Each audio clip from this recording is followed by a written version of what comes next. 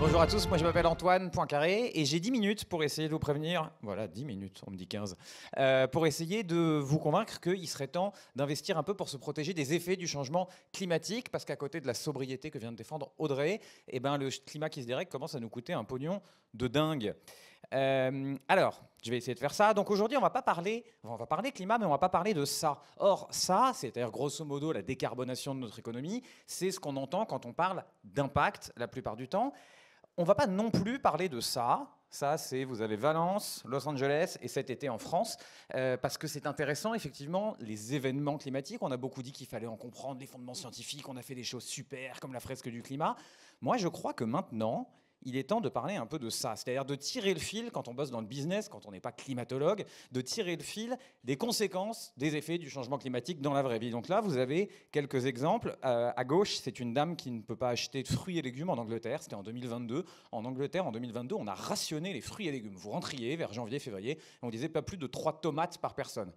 Alors vous me direz, en janvier, février, le mieux est de ne pas acheter de tomates, certes, mais en attendant, on est quand même habitué à pouvoir prendre autant de tomates qu'on veut hors période Covid. Et bien là, on ne pouvait plus.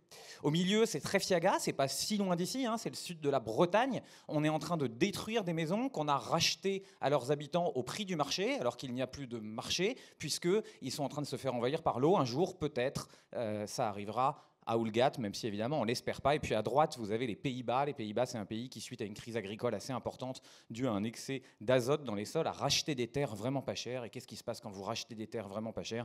Eh bien, vous avez des révoltes de paysans comme ça qui ont fini par donner un parti d'extrême droite aux Pays-Bas qui s'appelle le BBB, entièrement né de cette crise agricole. Donc ce qu'on va essayer de tirer ensemble ici, ça a des exemples un peu vie quotidienne, c'est qu'est-ce qui se passe après la catastrophe climatique.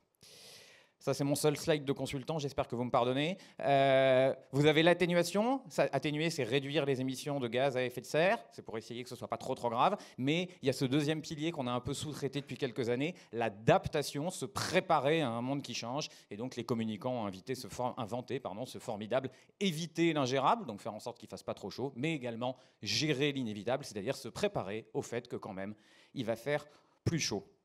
Or, quand on traite ce sujet de l'adaptation au changement climatique, il y a un truc un peu déprimant, c'est qu'on a tendance à se concentrer sur les méga événements. Peut-être que vous reconnaissez l'image de gauche, c'est le petit village de Blatten, c'était en Suisse au mois de mai-juin de cette année. Ils se sont pris un glacier sur le coin de la tête.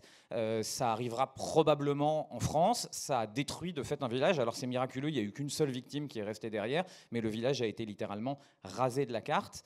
Ce qu'il y a d'intéressant sur les méga événements, alors on en parle, hein, on en parle sur BFM, c'est super.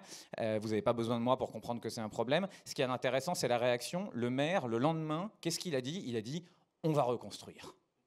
Et il a même dit un truc subtil, il a dit « on va reconstruire car le glacier ne tombera pas 2 fois ». Pas con, effectivement pas con. Le maire de Saint-Gervais, interrogé sur BFM, donc côté français, a dit un truc, alors que c'est un maire plutôt à droite de l'échiquier politique, qui a dit mais il faut absolument qu'on admette qu'il faut redonner sa place à la nature, il faut qu'on s'en aille, un truc assez fort quoi. Et les journalistes de BFM lui disent et vous à Saint-Gervais vous allez bouger? Il dit alors non, nous non, mais nous c'est parce que le glacier il est vachement bien surveillé. Donc effectivement, enfin voilà. Cela dit on blague, mais on va reconstruire, c'est ce que dirait n'importe quel entrepreneur digne de ce nom après un gros pet. C'est-à-dire que c'est ça qui est attendu de nous. On dit, bien sûr qu'on va reconstruire. Or, on ne reconstruira pas Blatten. Enfin, ils vont essayer, mais c'est lunaire. L'endroit complet est à zone rouge à risque. Enfin bref, il y aura peut-être un village.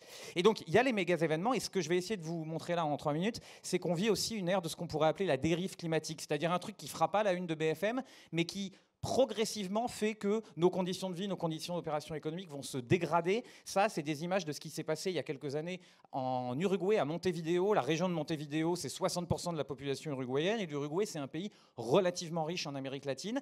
Et ils ont bu de l'eau salée pendant 3 mois. Pourquoi salée? Parce qu'on manquait d'eau douce dans le réservoir. Et donc, on le mélangeait avec l'eau de l'estuaire du Rio de la Plata, qui était donc un peu salée. Alors, moins salée que de l'eau de mer, mais quand même. Et donc, les gens n'étaient pas contents. Je ne sais pas vous, si vous buviez de l'eau salée, si vous seriez content. On disait que c'était pas, ils ont dit que c'était pas potable, mais ça met pas votre vie en danger. Donc c'est ça l'entre-deux qu'ils ont trouvé. Et ce que je trouve intéressant, c'est la pancarte que porte cette jeune fille dans ses manifs de l'eau. Elle dit « No es sequía, es saqueo ». Ce n'est pas une sécheresse, c'est un braquage. Et en fait, ce que ça dit, en l'occurrence, il se plaignait du fait que Meta installait un data center. À l'heure de l'IA, on se dit qu'effectivement, il y aura peut-être quelques conflits d'usage et que pour refroidir le data center, il allait falloir de l'eau. Et puis, il se plaignait du rôle de l'agriculture.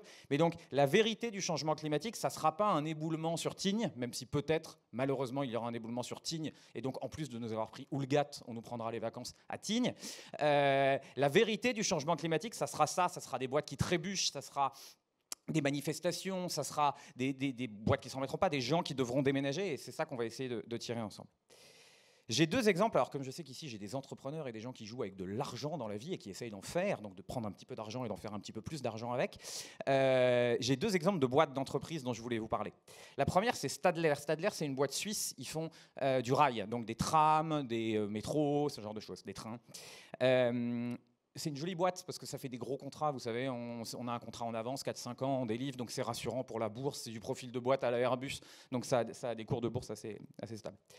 L'été dernier, il y a eu une inondation dans le Valais, donc pas l'été qui vient de se finir, l'été d'avant, donc même endroit que Blaton, là pas très loin, mais une inondation à la place, le Rhône a débordé, ça a donné ce que vous voyez à gauche, ça a touché un de leurs fournisseurs d'aluminium qui n'a pas pu les livrer pendant quelques mois, c'était complètement à l'arrêt, ils ont mis 1 an à rattraper le retard, et donc Stadler a pris du retard parce qu'ils n'avaient pas assez de stock, et donc c'était pas une très bonne nouvelle. C'est arrivé à Porsche à peu près à la même période.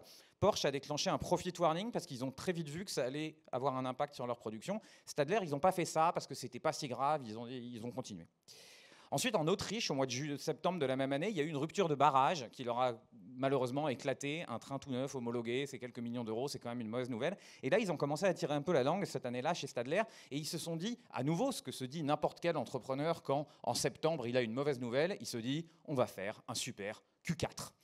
Et ils se sont littéralement dit, on va faire un super Q4. Et d'ailleurs, ils allaient faire un super Q4 puisqu'ils devaient livrer, et donc c'est payé à la livraison, ces trucs-là, le tram à Lausanne. En plus, vous imaginez, boîte suisse, le nouveau tram de Lausanne, bref, tout allait bien.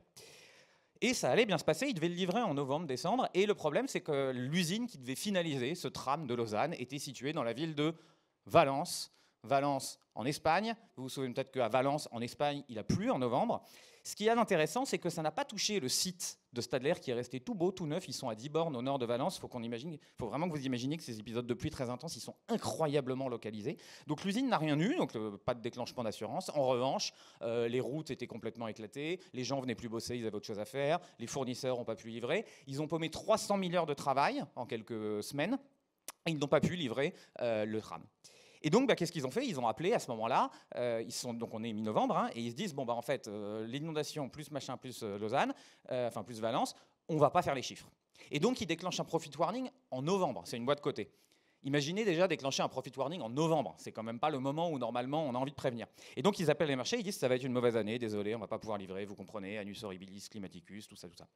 Et les analystes disent un truc très simple, ils disent ok, on comprend, c'est dommage, mais c'est la vie, mais ça va avoir quel impact exactement sur cette année, sur l'année prochaine, vous avez prévu de rattraper? Et là, ils ont tellement tout fait dans l'urgence, puisqu'ils se sont tellement fait rattraper par l'événement climatique, que le DAF fait ce que vous ne voulez jamais faire quand vous êtes avec des analystes au téléphone, il répond « je ne sais pas ». Imaginez la tête des analystes à qui Stadler dit « je ne sais pas », ils disent même « rendez-vous en mars, ça sera les résultats officiels, et là on pourra vous dire si le plan stratégique tient encore, etc. » Et donc ce que vous avez là, c'est le cours de l'action le lendemain. Donc elle traînait à 26 francs suisses depuis longtemps, elle drop à 20, donc c'est quand même 20% de la capitalisation boursière qui disparaît. Et là, vous voyez, c'est au mois de novembre, on est au mois d'avril-mai sur cette capture d'écran, et c'était pas remonté. Donc on parle littéralement de boîtes à qui il arrive des trucs pas extraordinaires, hein, c'est pas un événement à la Blaton, et qui pourtant perdent 20% de leur valo. Il me reste 1 minute pour vous faire cette histoire, d'abord pour qu'on rigole ensemble de cette image qui est incroyable. Donc c'est une Porsche Serpent, hein, de bon goût, devant une banque Chase qui a brûlé pendant les feux de Los Angeles. Et ça, en 2 mots, c'est vous dire qu'on ne fait pas rien pour se préparer des effets du changement climatique. PG&E, c'est une boîte, un électricien américain qui s'est retrouvé en faillite parce qu'il y a eu des gros procès climatiques sur d'autres feux, parce que c'est à cause d'eux que les feux se déclenchent.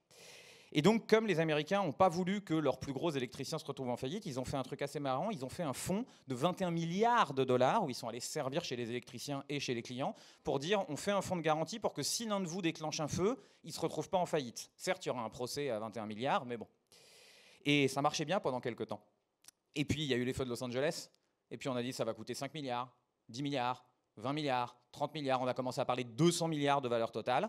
Les analystes se sont dit mais en fait, il ne sert à rien ce fonds. Et ça, c'est le drop que vous avez là, janvier 2024, pareil, l'action qui traînait à 20 $, finit à 16 et s'en remet pas.